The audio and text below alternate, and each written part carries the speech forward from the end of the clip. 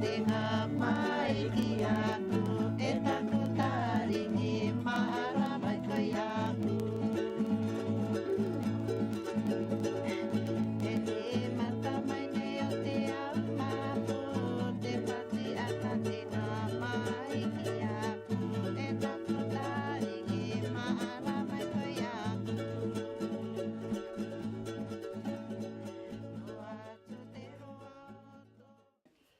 Kia ora tātou katoto e te rā kamaranga i tō tātou au vai o te ere ki tamaki e te pōpungi nei, te nangaru nei mātou i te pai mai te tai ngā mama o mātou, te rāua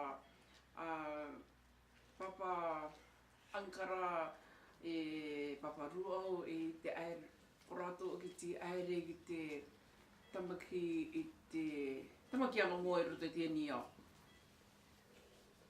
E te tuatone kai nga roa o kio i te akaarawi atu i rāua ki moe tātou kātou toa no te akoroanga o ki no te pōpungi nei.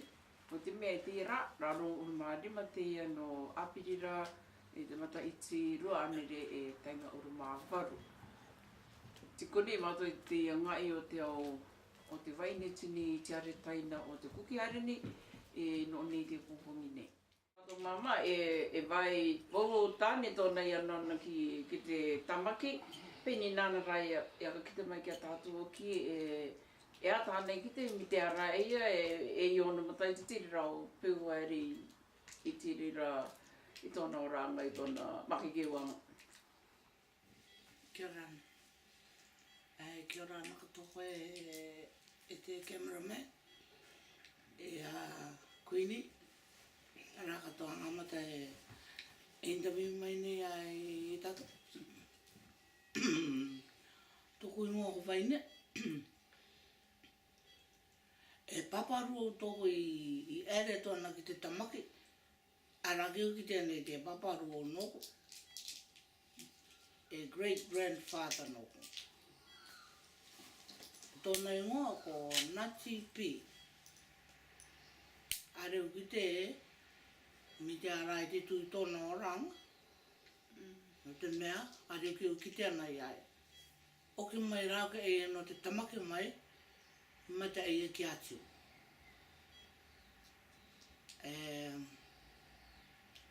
Titai, e papa angai noko. O tōna ingoa ko Makike Taianu.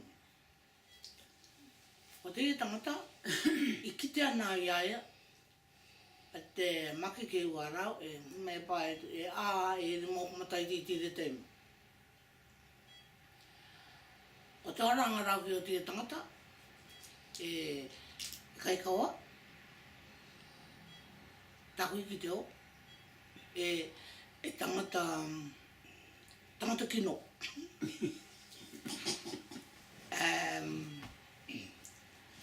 Me Kaikaua aia kino atu tōna tū o ki kino ai ai. Ia mātou tamariki, me tutua mai e ia mātou, e tai au na reo e akarongo mātou. Makara mātou e akarongo, me iwi e koa tōku mātou e au ki tāna e tutua mai ra. Warakarai e haruku mātou e akarongo me te ke tōna e takapea mai rai a mea. Warakarai e te mamboru o mai ne e tāna tutua mai ne ke mātou. Maka e teitei me iriri, e ngati a koe, katea mai koe a koe, oro koe. E a koe no tu pai te tanga. Because are me take ana. Tahui e ki te o te tomato oranga ki te tangata. Thank you, Ram. Rā mai mga tawa ili ki te no rongo e tōna ngā tupuna i ere tuki ki te tamaki. No tea i kumakumana rai ki ai uwi ana no te tangata, te rua te tangata ki te ni ai i ka rā mai ki a koe te rā tangata.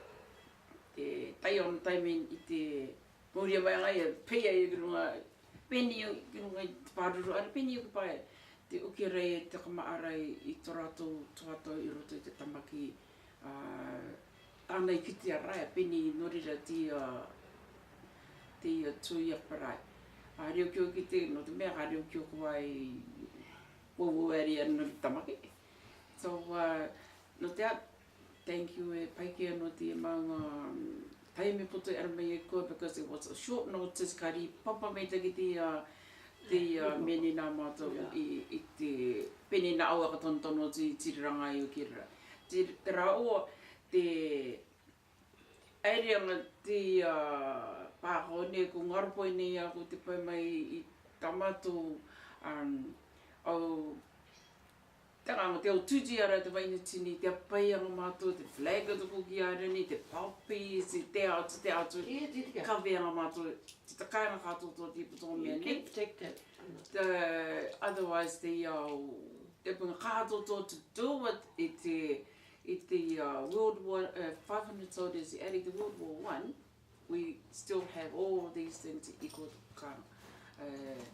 Otherwise, thank you very much for the opportunity. O ke makua no mātou kera me te pōpungi nei.